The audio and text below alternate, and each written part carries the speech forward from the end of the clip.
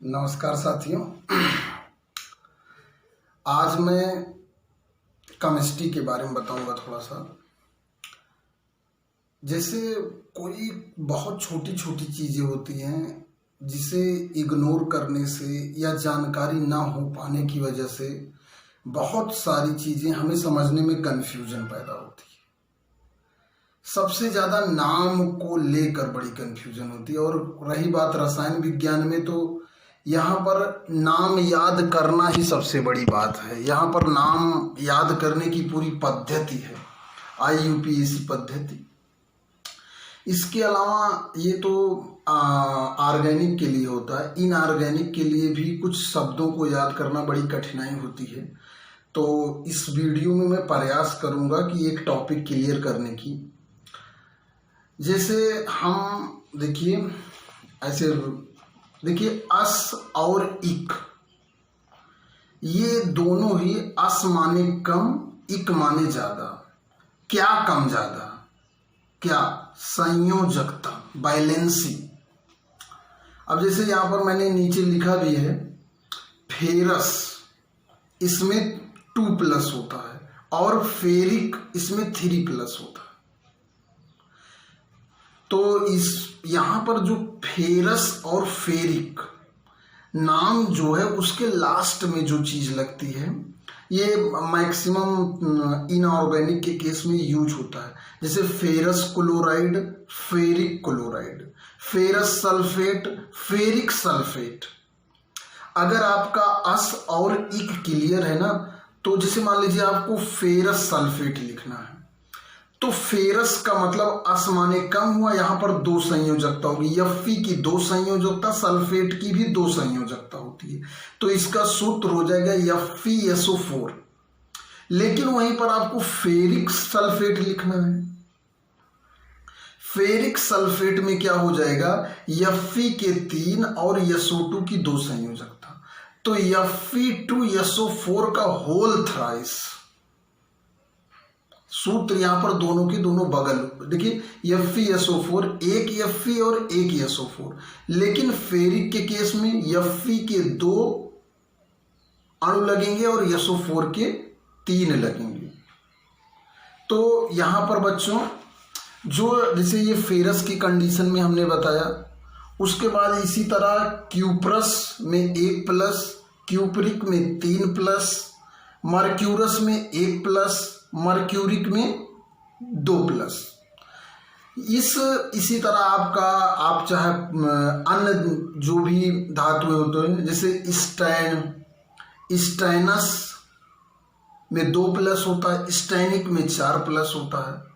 ये बाहरी कोश में जो इलेक्ट्रॉन होते हैं उनके निकलने पर निर्भर होता है।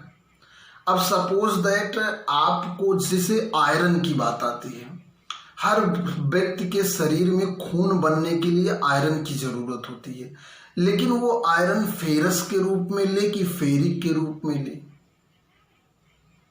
भाई अब आप कहने का मतलब, खाना खाते हैं, आपको ब्लड में आयरन की जरूरत है, आप किस रूप में लेंगे? देखिए, फेरस में लेंगे कि फेरिक में लेंगे? आपको बता दें, जो आप ये भी जानते हैं कि खून जो है ऑक्सीजन को फेफड़े से ले जाता है कोशिका तक, कोशिका से CO2 को जो है वो फेफड़े तक लाता है। तो इस दौरान जो है, फिर जो हीमोग्लोबिन है, हीमोग्लोबिन में जो आयरन होता है वो फेरस और फेरिक में चेंज होता रहता है।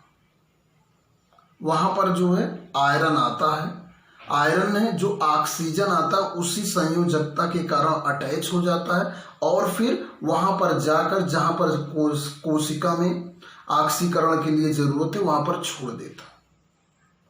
तो ये जो अस और इक है, अस और इक को एकदम, जैसे मान लीजिए कहीं पर लिखा फेरस सल्फेट, तो आपके दिमाग में अस आना चाहिए कि OUS लगा हुआ है। इसका मतलब हुआ कि 2 ही संयोजकता इस केस में होती है। जैसे आयरन की 2 होगी या 3, अस लगा है तो कम वाला होगा, और इक लगा है तो ज्यादा वाला होगा। नाम से हम उसकी संयोजकता को डिसाइड कर सकते हैं, या हमको संयोजकता पता है तो हम उसका नाम लिख सकते हैं।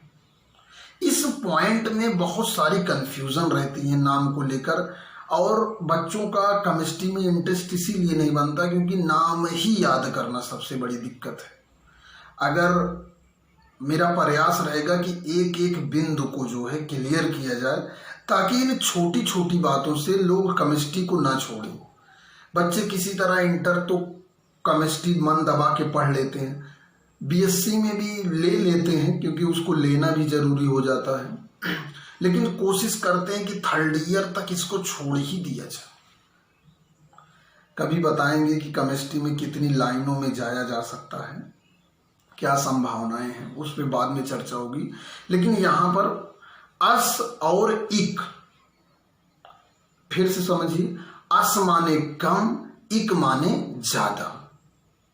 किसी भी यौगिक में, खास तौर से ऑर्गेनिक में, सॉरी इनऑर्गेनिक में, अकार्बनिक रसायन में जो है, जो अस और युग का काफी यूज होता है। और ये जानकारी होने से आप ऑक्सीकरण कर रहे हैं, इक्वेशन बैलेंस यानी कि समीकरण संतुलित कर रहे हैं, तो इस बिंदु का भी बहुत ही यूज होता है। तो मैं आशा करता हूं कि अस और इक जो है, अस माने कम संयोजकता, इक माने ज्यादा संयोजकता, इसी हिसाब से संयोजकता के आधार पर हम उसके अन्य तत्वों को उसमें जोड़ते हैं और यौगिक का फॉर्मेशन करते हैं, बनाते हैं। इस वीडियो में इतना ही, धन्यवाद।